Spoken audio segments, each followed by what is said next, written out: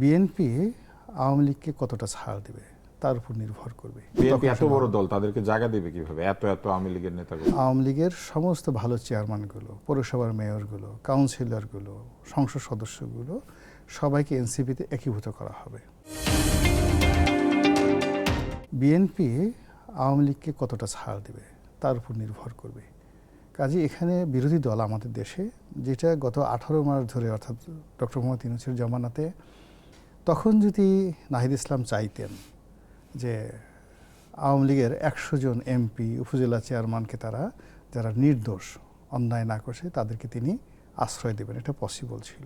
তারা তখনও বলেছিলেন, কিন্তু যখন কাউন্সিলরদের, সিটি কর্পোরেশনের কাউন্সিলরদের পদ চলে গেল সবার, ওনারা কিন্তু একটা দাবি তুলেছিলেন যে যারা অন্যায়ের সাথে যুক্ত ছিল না এমন লোকদেরকে কাউন্সিলর থেকে না সরাতে। তারা বলেছিলেন কাউন্সিলর সরিয়ে দেওয়াতে দাবির ব্যাপার, স্থানীয় সরকারের কাজকর্ম ব্যাহত হচ্ছে।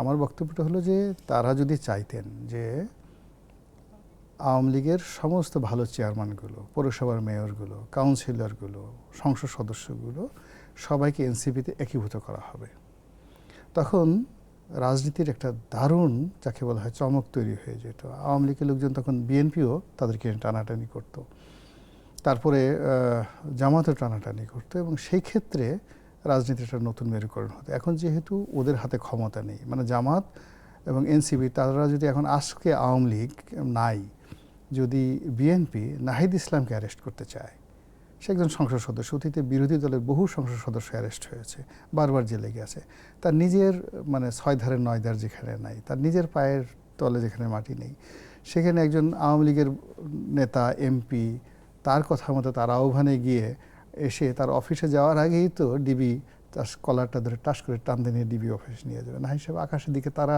গুনে গুনে, তারা গুনা ছাড়া তার কোনো উপায় থাকবে না। আপনি মনে করেন এটা একটা কথার কথা, আওয়ামী লীগের নেতাকর্মীরা বিএনপিতে যোগ দিলে, বরং বিএনপিতে যোগ দিলে তাদের জন্য বেটার অপশন, তাদের জন্য বেটার অপশন, এবং বিএনপি যদি সেটা চায়, একমাত্র বিএনপি এত বড় দল, তাদেরকে জায়গা দেবে কিভাবে এত এত আওয়ামী লীগের নেতাকর্মী? না, এখানে মূল ব্যাপার হলো যে রাজনীতিতে মেইন হলো যারা নেতৃত্ব দিতে পারে।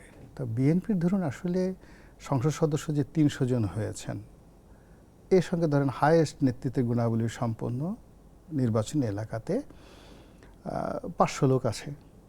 এর বেশি কিন্তু বিএনপিতে আসলে ওরকমভাবে নেতৃত্বের পর্যায়ে না, বাকি হলো কর্মী, সমর্থক, তারা আছে ওয়াইড রেঞ্জে।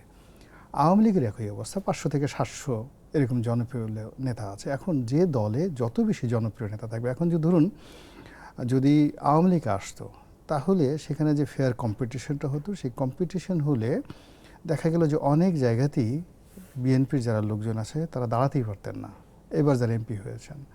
আবার অনেক জায়গাতে এনসিপির যারা লোকজন আছে, জামাতের যারা লোকজন আছে, তারা ওখানে যেতেই পারতেন না, নির্বাচনী এলাকায় ঢুকতেই পারতেন না, আওয়ামী লীগ বিএনপি সেই রাশার সেই কারণে।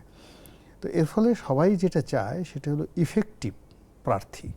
যদি ইউনিয়ন নির্বাচন আসে, চেয়ারম্যান প্রার্থীকে জনপ্রিয় পাশ করে আসতে পারবে, পৌরসভা থেকে পাশ করে আসতে পারবে, এমপি ইলেকশনে কে পাশ করে আসতে পারবে, যেখানে রিয়েল ভোট, এবং ওই মানুষগুলোকে অ্যাবজর্ব করার জন্য রাষ্ট্র ক্ষমতা, রাষ্ট্রীয় সিদ্ধান্ত একটা বিরাট ফ্যাক্টর। এর কারণ হলো যারা নির্বাচনের সময় তাদের খুব দাম বেড়ে যায়, আর যখন কোনো একটা রাষ্ট্র মানে ক্ষমতায় যে দল আসে, সে তার প্রথম অপোনেন্ট মনে করে যে ওই এলাকায় জনপ্রিয় প্রার্থী কে আছে, তাকে শেষ করে দাও, তার বাড়ি ভেঙে ফেলো, তাকে জেলখানে নাও। পরিবেশ এখনো আছে, আগের চেয়ে বেশি আছে, আরো এটা যাবে না, আগের চেয়ে বেশি। আগের চেয়ে আরো বেশি।